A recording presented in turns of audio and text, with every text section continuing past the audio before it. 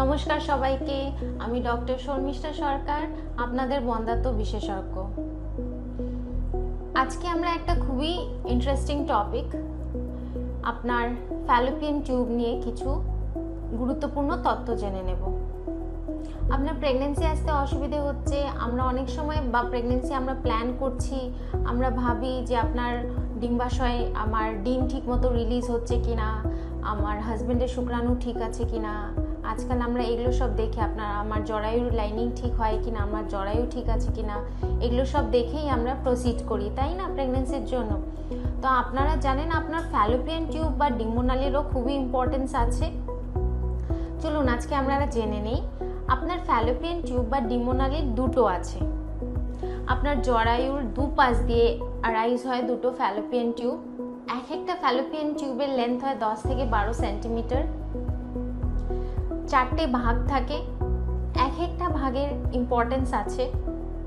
প্রথম পার্টটা হলো আপনার ইন্টারস্টিশিয়াল পার্ট, যেটা আপনার জরায়ুর ভেতর থেকে স্টার্ট হয়, সেটাকে ইন্টারস্টিশিয়াল পার্ট বলে।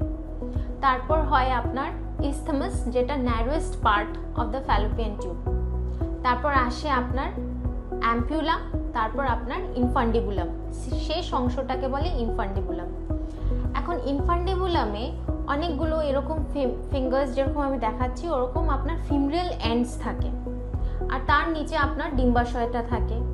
তো 30 দিনের পিরিয়ড হলে আপনার 15 দিন বা 16 দিনের দিন এই ডিম্বাশয় থেকে একটা ডিম রিলিজ হয়।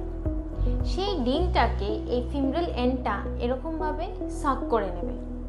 সাক করে নেওয়ার পর আপনার ফ্যালোপিয়ান টিউবে পেরিস্টালটিক মুভমেন্টস হয়, এরকমভাবে পেরিস্টালটিক মুভমেন্টস হয়, আর ওই ডিমটাকে আপনার অ্যাম্পুলারি পোর্শনে পুশ করে দেওয়া হয়। এখন ওই সময় যখন আপনারা মেলামেশা করবেন, স্পার্মস, মিলিয়ন্স অফ স্পার্মস যায় ওই ফ্যালোপিয়ান টিউব দিয়ে through the isthmus till the ampulla. ওই অ্যাম্পুলারি রিজনে আপনার ফার্টিলাইজেশনটা ঘটে।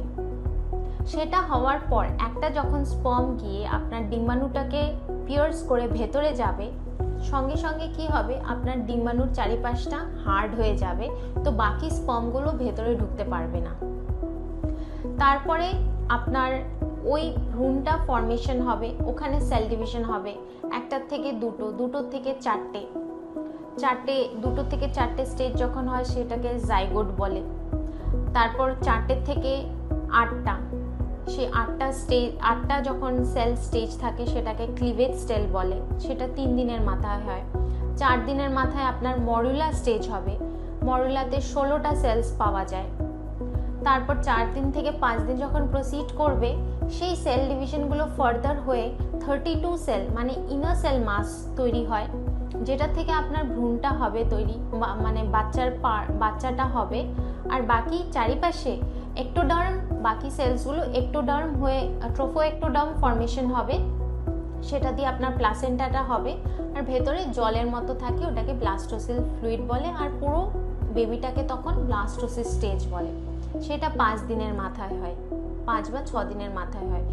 সেই যখন সেল ডিভিশনগুলো হতে থাকে, ভ্রূণটা আপনার ফ্যালোপিয়ান টিউব দিয়ে পুশ হতে থাকে।